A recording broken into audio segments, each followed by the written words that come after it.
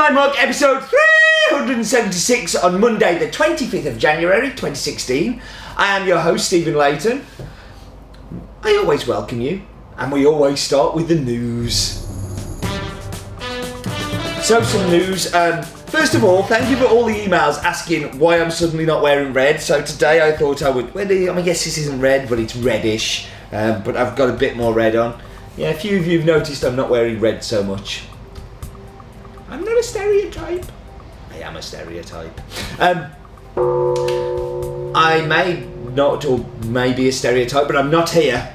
I'm in Ethiopia as this is being done, so this is my hologram version covering for me, and I'm very grateful. My hologram version is much better than the normal version.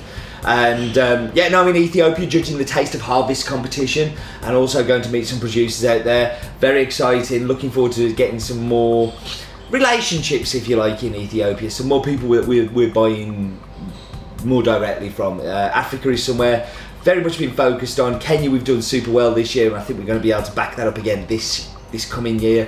And Ethiopia is somewhere that's been on my radar, so let's see what happens there.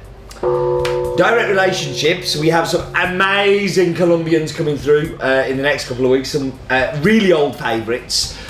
Also more of the sugarcane decaf, which is coming back on the site, so keep your eyes on the site, and they'll be coming on super soon. A shortened news. So focus on this week is a little video recorded while I was visiting this week's producer, and it's been translated by Roland, as Roland is currently learning Spanish. So if everything's wrong, which I'm sure it will be, let's blame him.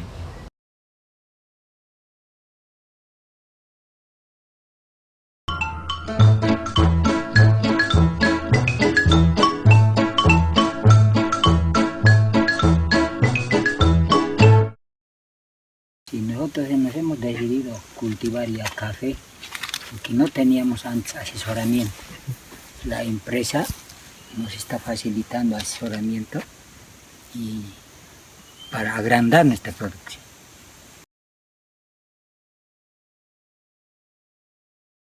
Por eso lo tenemos ya, como ustedes ven, ya está preparado ya para 1 hectárea. Cada año vamos a ir avanzando porque no teníamos experiencia, no podíamos meter de golpe. Como ya lo tenemos experiencia, ya este año posiblemente ya lo tengamos alistado para 2 hectáreas. Y al posterior otros 2 hectáreas vamos a ir avanzando. Porque tenemos terreno 10 hectáreas.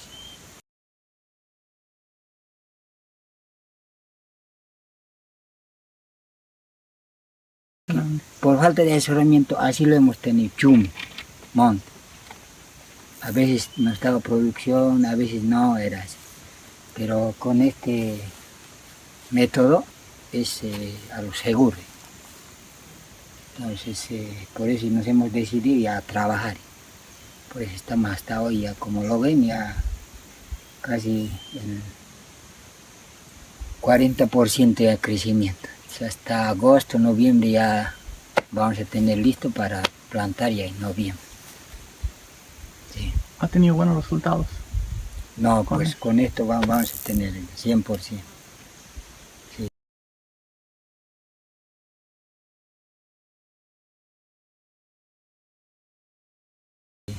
Pues nosotros antes sin asesoramiento lo teníamos así chume muy cerca.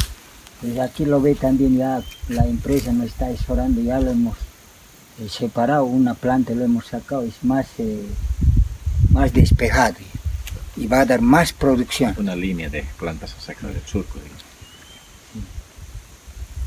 Entonces estamos yendo a lo seguro, no así como antes, trabajábamos así a nuestro criterio. Sí. Eso es en cuanto al proyecto, estamos para avanzar más con la producción.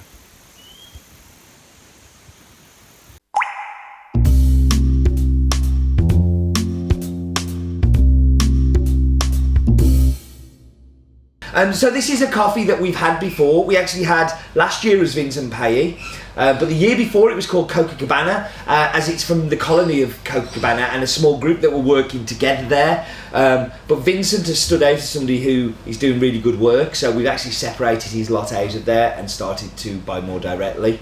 The colony of Copacabana lies about 180 kilometres from La Paz, and is in the heart, and I mean really in the heart of Caranavi, which is the producing region we buy so much coffee from, and somewhere that I visit every year to go and buy from.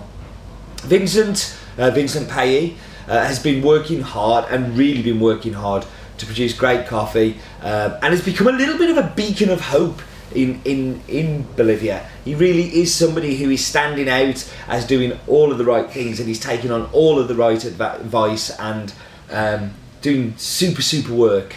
The colony has a collection of small farms. There's quite a group of growers there. Most of them tend to be around about 5 hectares, but Vincent is actually running with 10 hectares. The altitude is around about 1,600 metres above sea level, and is a particularly good place to be growing coffee. They have good rains, they don't get too much wind, they're fairly sheltered, and fairly stable temperatures, which are all super important to be able to produce great coffee.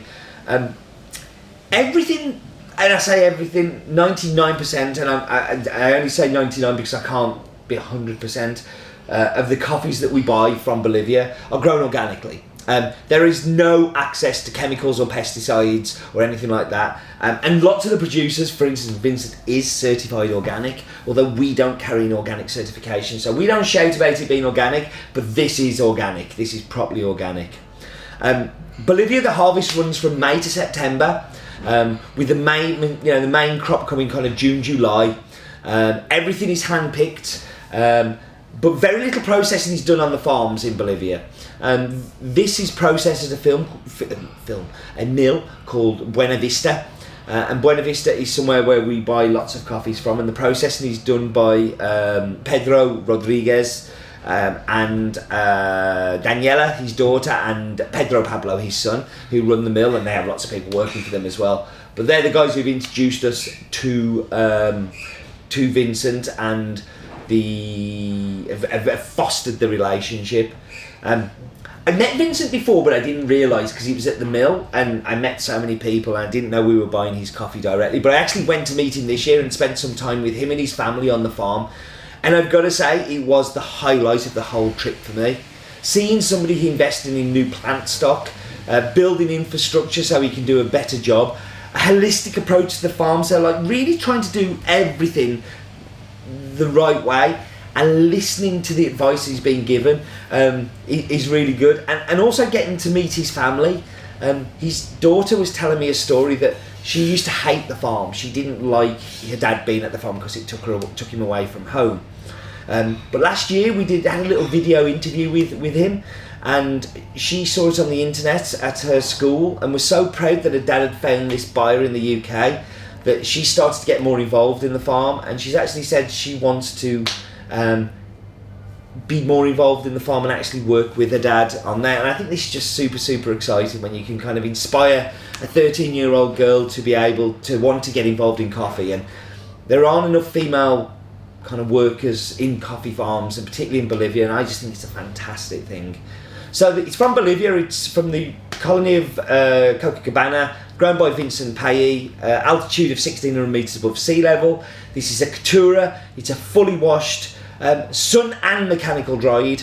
There's a big thing in Bolivia where they'll quite often just whap it in the dryer to finish it off, because the temperatures can be quite varied and there's an awful lot of humidity.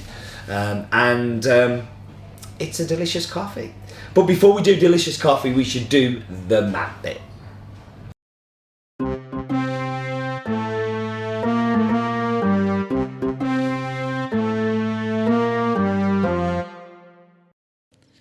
Welcome to this week's map bit. I am in Stafford this time, not in America. We are going up and away, and we were going up above Has-Been Towers, and we are going down, very near to deepest, darkest Peru. But we're going to deepest, lightest Bolivia. So there we've got South America, and we can see that whole Andean spine that runs along the left-hand side of South America. And let's get down into the Bolivia detail. So we're going down down, down, down, down, down, down. It's a very slow down. You'll have to, yes. Bolivia is one of the delicacies is guinea pig, and they also eat armadillo. Although I've never eaten either. If I saw it on your menu, I would definitely give it a whirl. I'm not afraid of eating silly things. So here we're going to go and get. You see, the La Paz department that I was talking about is there, and to the east of La Paz is where we are. The lowest point is 90 metres, and the highest 6,542 on the Altiplano. The lowest is 90 metres, that's because it's landlocked. Bolivia gave up its coastline in 1904 to the Chileans and have been trying to get it back ever since. I don't think they gave it back out of choice. They kind of had it a bit taken from them. But here we can see that wonderful town of Caranavi and the valley view. It's just like Google Satellite was shining on us this day. And it's a good job because so many of the coffees that we have come from this region. And just tucked behind a mountain there is the Vincent's farm. So you've got Vincent Paye there, and there's some pictures of him and his nursery and all of the plants that he's got ready to put in for new plant stock. This is unheard of in Bolivia. It's really good to be finding a producer that wants to do those extra bits. And that was the wonderful map bit. So that was the map bit. It's now time for Roland's Daft Fart of the Week.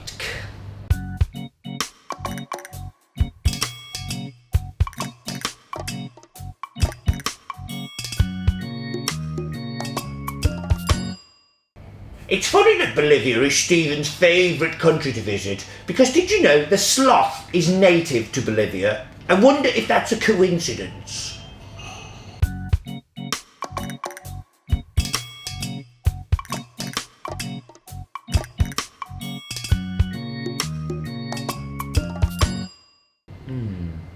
I think Roland's been wooed again, isn't he? I didn't know the sloth was native to Bolivia. I've never seen a sloth there. I've seen plenty of sloths around Has-Been, but never seen one in Bolivia. Right, it's time to whap you on pause. It's time to go and get tasty and delicious drinks, and I will be back with you in just a second.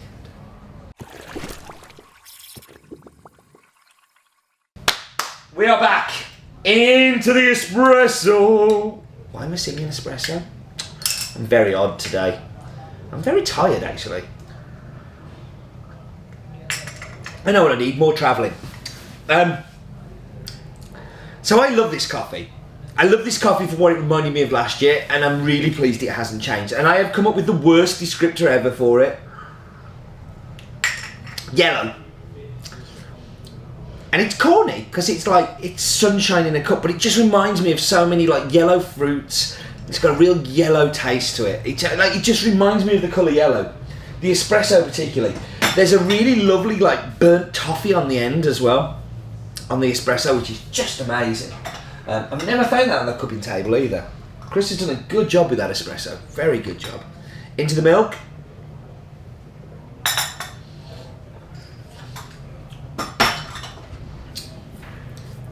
And I'm getting that toffee again. It's like a cinder toffee. It's delicious. It's really sweet and sticky. You're getting the yellow fruit like peaches, apricots, oranges. I know oranges aren't exactly yellow, but you get the oranges. But that cinder toffee is just something else. Now into the brewed.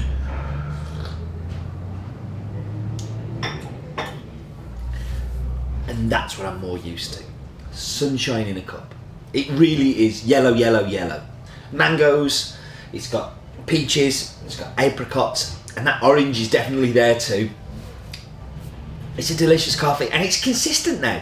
This is the second year of it doing this, and we bought everything from the farm from Vincent. We actually shared a little bit with a coffee roastery that I'm now part of in Sweden called Drop Coffee, and they had it for their Christmas coffee, and everybody loved this coffee, and I know you guys are going to love it too.